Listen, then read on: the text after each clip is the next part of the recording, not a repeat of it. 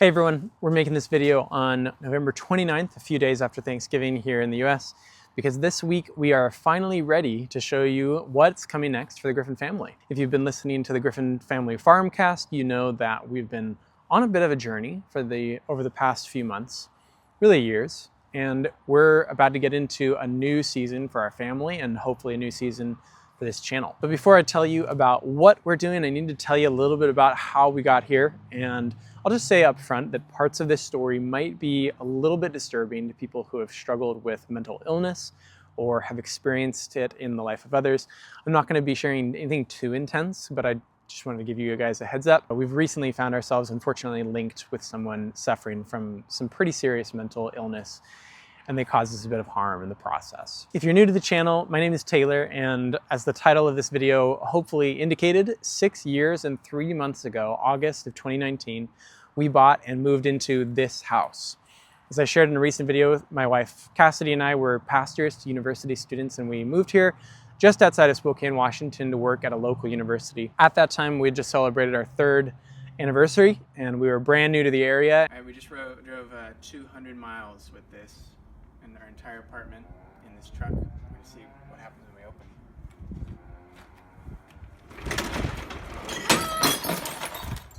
Oh no!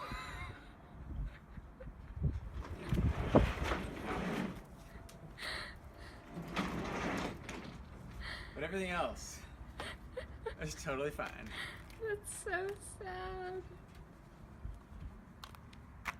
Oh my gosh, I can't believe it. And we bought the only house that we could afford because we wanted to kind of settle in and put down roots. And so we moved into our new house, unfinished basement and all, and we lived our lives as we always had until March of 2020. And as all of you who are watching this might remember, that was when the COVID shutdowns began. I know that every state was a little bit different in the way that they handled the lockdowns, but Washington was probably one of the more intense ones, for better or for worse. But with these lockdowns, our work at the university became pretty limited. We had access to our students, but it was far from a normal time. And so with our extra time at home, we decided it would be probably good for us to get outside, it would be healthy, breathe some fresh air, and we decided to start a garden. And we had never gardened before on our own. We had barely even realized that we had moved onto a fairly decent sized lot. Being apartment dwellers for years, we hadn't really thought to look outside much. We also knew almost nothing about gardening when we first started that spring. Like literally, I'm not even sure that I knew the absolute basics of botany, like that you could buy seeds from the store and start them in a potting mix inside the house, or that you needed to water them every so often. Stuff like that was a complete unknown, at least to me. After having overcome some serious personal health issues through dietary changes, Cassidy and I had done a fair bit of research on regenerative agriculture and healthy food systems. So we were aware that there were healthy ways to grow and also more destructive ways to grow, but we didn't really know what any of that meant practically. However, we're kind of the type of people whose casual hobbies quickly take over their lives. So we broke ground on our first garden and we experimented a lot. And as you all likely know and have experienced firsthand, there's just something very magical about gardening. So we spent a lot of time doing it. After getting these garden beds set up, I built a raised keyhole bed out of rocks from around the yard. We called arborists and asked for their wood chips. I drove my grandpa's truck to pick up loads of horse manure from a nearby farm. We went all in. And by year 2, we had covered our front yard in wood chips to start our own back to Eden style garden. And then by year 3, we had converted our entire backyard lawn into rich soil using many of the techniques that we share on this channel. And we started to dream about starting a microfarm on this property. It's a 2/5 of an acre sized lot with probably 1/4 of an acre of viable growing space. And the idea of trying to garden for market became an exciting idea that we really started to ruminate on. We also finished half of our unfinished basement so that we could begin to plan for expanding our family.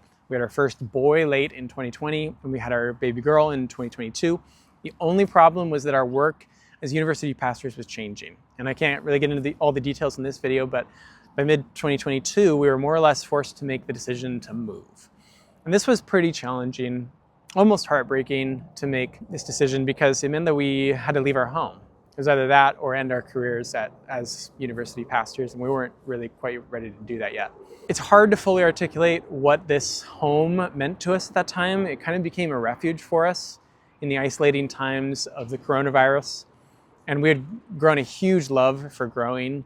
Gardening was immensely helpful for our mental health, kept us exercising, touching soil, gave us ownership over something. So we decided to try to keep the house and rent it out until a potential future time that we could move back. Had no idea when that would be. We also didn't expect to be able to afford to buy a house anytime soon, so we wanted to hang on to our investment. We kept the house and we rented it to a young couple a little bit into that first year that we moved away. And unfortunately, this couple treated us pretty badly. In Washington state, landlords have very limited rights when it comes to their properties. And these tenants of ours seemed to take advantage of that. They stopped paying rent early on that first year, which left us paying the mortgage and our rent for our new place, just barely scraping by. And by the time we would have been able to evict them, their lease had ended and they thankfully moved out. This was a huge relief. However, the state of the house was pretty bad. It was kind of a disaster. They had broken appliances and scraped the walls, and it looked like they hadn't cleaned much at all since moving in.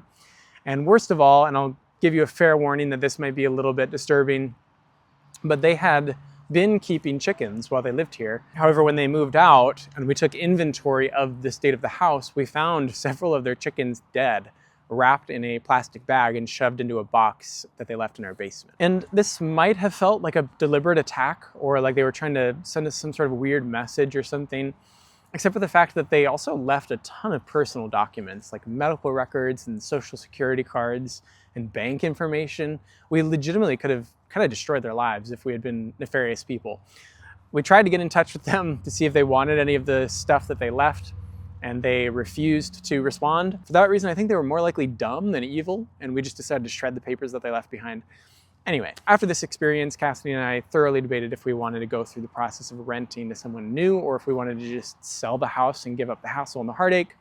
And in the end, we decided to keep the house and try again. And thankfully, we found another couple, this time with a few kids, who were pretty eager to live here, and they seemed pretty normal, and they went through all the right steps, they paid their rent, and they stayed in good communication with us for the next year and a half. During these years that we spent away, we continued gardening, and in fact started 4 new gardens of varying sizes, all of which you can at least catch glimpses of on this channel.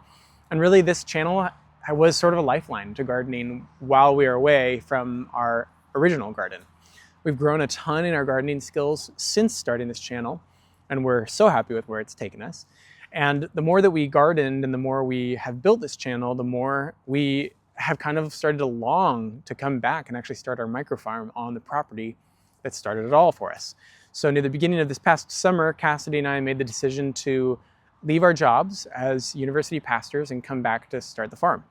We started saving to have the funds to be able to kickstart the farm, and we contacted our renters and let them know that we wouldn't be renewing their lease, which ended this past October. And you could call it a strange sort of serendipity. When we contacted our tenants, we found out that the couple had actually recently broken up, leaving our female tenant to manage the house and the property all on her own, which is a task that she admitted that she was not up to.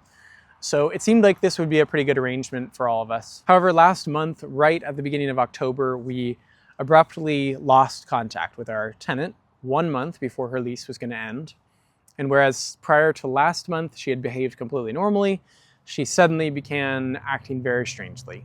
And it's hard to say exactly what is true and what isn't, because honestly, we're still kind of putting together the pieces. But from what we can tell, our tenant likely suffers from a form of cannabis-induced psychosis, which is a term that I was unfamiliar with until recently.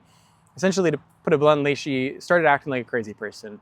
We started receiving reports from our neighbors that she was seen wandering around the neighborhood late at night.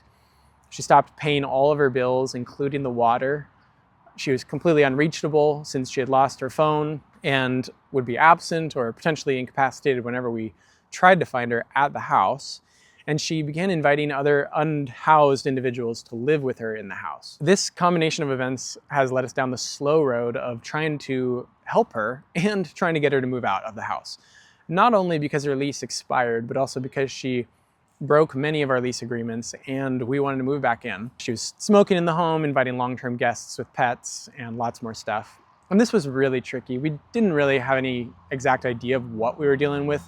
We didn't know that it was just because she was smoking weed that she was acting this way. We assumed there must be something much worse that she was intoxicating herself with. But from what we can tell at this point, she likely just has a genetic disposition toward this rare form of mental illness. I won't go into too many more of the details, but this, as you may have been able to guess, has been an extraordinarily stressful experience. If you've noticed that I've looked tired in any of our recent videos, it's because I have lost a fair amount of sleep over this. Cassidy and I are legitimately concerned for our tenant. We were praying for the safety of her son until thankfully he was picked up by CPS and lives with his dad full time now. This has been a strange sort of nightmare, and we've felt pretty helpless as it's been happening, especially because, as I mentioned earlier, Washington does not make it easy for landlords to evict tenants. The good news is that we've had very good legal help from a family relative who handled a lot of the legal stuff, and now we have officially reclaimed our house. And we've been able to begin the process of clearing it out and cleaning it. This next week, we should be able to get closer to moving back in. Much like our last tenants, this one left the place trashed. The water had been shut off for at least 3 weeks. And I'll just say that with no water, things can get pretty gross pretty quickly, especially when no one cares to do much about it. We've been basically cleaning and moving out her stuff for the past week, and it's starting to smell a bit better. And it doesn't seem like there's any significant damage to the home, luckily. The main thing is just wading through the endless trash and personal possessions that she left behind. This renter also left behind some sensitive documents along with family photo albums, pictures of her kids, baby pictures. So we're just going to be hanging on to those things until we can hopefully get them to her somehow.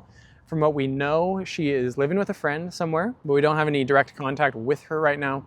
So hopefully we'll find a way to get her stuff. I know she's wronged us and doesn't really deserve us saving her stuff for her, but at a certain level, she's just not really in her right mind. So the saving grace through all of this is that Cassidy's parents have allowed us to live with them over the past several months while we've waited for our house to open up. So what's on the docket for us at this very moment? I believe we're just going to continue forward with our original dream of turning this place into a micro farm. We feel a little bit fatigued having been through everything we've been through, but we'll recover, and we're starting to really look forward to this next season. We're also really looking forward to getting to share it with you all. We've had the chance to teach a lot of these amazing growing techniques as they apply to home gardens, and this will give us the chance to showcase them on a slightly larger scale. As always, we'll do our best to highlight what's working for us, what's not, where we're hitting roadblocks, and what's all going on so that you can benefit. We've got a lot of work ahead of us with limited resources, but that's when some of the best innovations rise to the surface. So we're going to figure this out. For everyone who has been a frequent visitor on this channel, thank you so much for your support and your interest in our work. And if this is the first time that you're joining us, thanks for watching this video. As always, I want to make a few things known to you. If you want to grow your knowledge in gardening, soil health, new techniques, and more, consider signing up for my email newsletter. I do my best to send out weekly tidbits, insights, and point you in the right direction of valuable gardening resources. Speaking of which, if you're looking for helpful gardening resources, you can go to thegriffinfamilyfarm.com/resources or scan the code, hit the link in the description. There you will find our gardening resources, printable PDFs, all in one place, free for you to access. And lastly, if you would like to learn more about Korean natural farming and would like to support our work on this channel, you can now buy my new book, A Home Gardener's Guide to Korean Natural Farming. I put a lot of effort into this book, and I believe that it's going to be a really helpful resource for anyone getting started with KNF. Would also make a great Christmas gift if you know anyone who might be interested in Korean natural farming or alternative growing techniques. And that's all for now. Thank you for watching this video, and we'll see you in the next one.